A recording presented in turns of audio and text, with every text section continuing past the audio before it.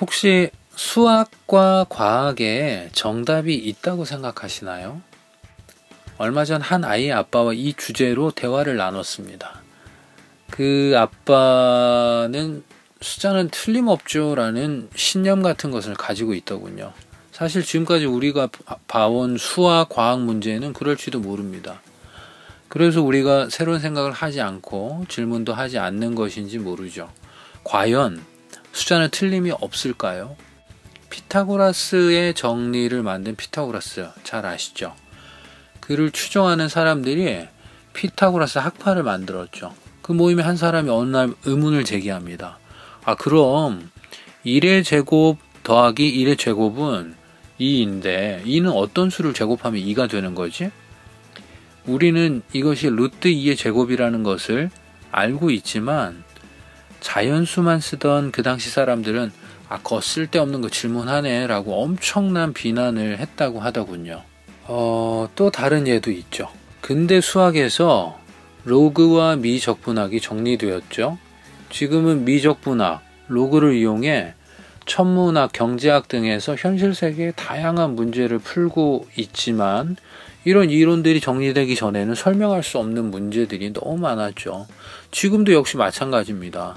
많은 학자들이 풀리지 않은 수학 문제를 놓고 씨름을 하고 있어요. 숫자는 이처럼 현실을 정확하게 설명하지 못하고 있습니다.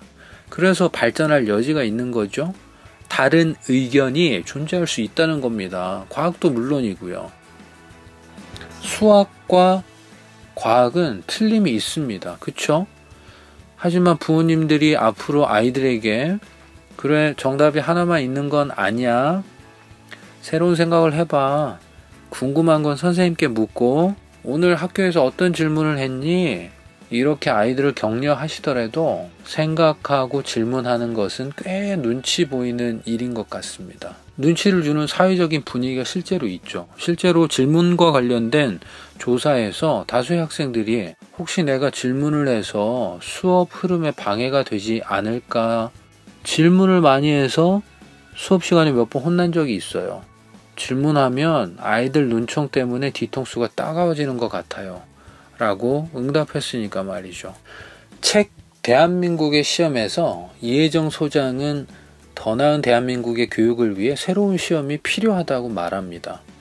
새로운 시험이란 스스로 생각하는 힘을 키우는 시험이죠. 책에 소개된 한 아이가 있습니다. 외국에서 몇 년 동안 학교에 다닌 이 아이는 당시 글쓰기 영재로 선발된 경험도 있다고 합니다. 하지만 한국으로 돌아와 중학생이 된 아이는 첫 영어 시험에서 난관에 부딪혔다고 하는군요.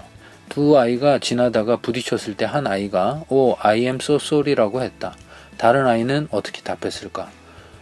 같이 한번 풀어보시죠. 정답은 Don't be sorry, I'm fine 이었고 외국에서 글쓰기 영재였던 이 아이는 It's okay, never mind라고 쓰고 오답 처리되었다고 합니다. 배점이 큰 주관식 문제였기 때문에 성적은 1등급 아래로 내려갔다고 하는군요. 우리 아이들은 세상에 나가기 전에 무엇이 답인지 찾고 쓰는 훈련을 집중적으로 합니다.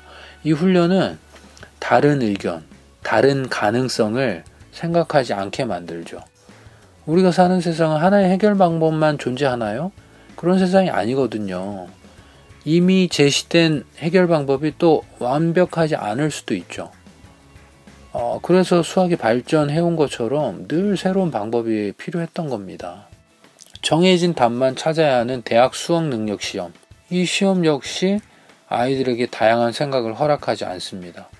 이런 문제들 앞에서 무엇을 제곱하면 숫자 2가 되지라는 식의 새로운 질문은 아이들에게 시간 낭비인 겁니다.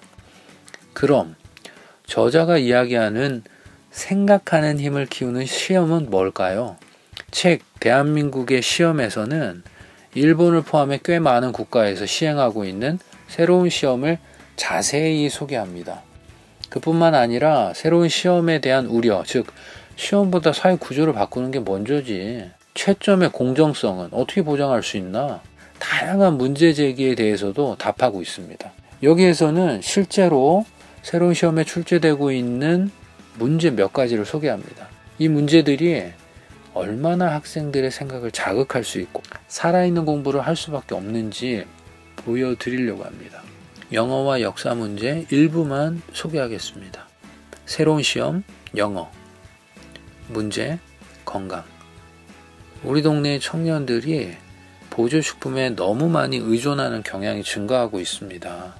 이 문제에 대한 경각심을 불러일으키기 위해 교장 선생님은 당신에게 교내 학우들 앞에서 연설을 해달라고 요청했습니다. 이 문제의 심각성을 논하고 어떻게 극복할 것인지 제안하는 연설문을 쓰십시오. 저자가 책에서 지적한 것처럼 특정한 표현을 외운다고 답을 쓸 수 있는 문제가 아닙니다. 스스로 생각해야 답을 쓸 수 있는 문제이죠. 그 답이라는 것도 하나로 정해져 있지 않습니다. 역사 문제 한번 보시죠. 냉전, 초강대국들의 긴장과 대립, 20세기. 문제 1. 1947년에서 1964년에 미국의 봉쇄 정책이 초강대국들의 관계에 미친 영향을 분석하십시오. 문제 2. 각기 다른 지역에서 두 개의 위기를 예로 들고 그것이 냉전 과정에 미친 영향을 분석하십시오. 역사 문제도 정해진 답이 없는 시험이죠. 역사적 사실만을 묻는 우리의 역사 시험과는 너무나 다릅니다. 반드시 자신의 관점과 그것을 뒷받침할 만한 타당한 논거를 제시해야 합니다. 암기한 내용을 나열만 하는 빈약한 답안지로는 고득점을 절대 받을 수가 없죠. 이 책에 제시된 대안에 동의하든 동의하지 않든 앞으로의 세상은 남들이 하지 않는 독특한 생각이 필요하다. 이 사실에 다들 동의하실 겁니다. 이런 시험을 대한민국에 정착시키려면 많은 논의와 시간이 필요합니다.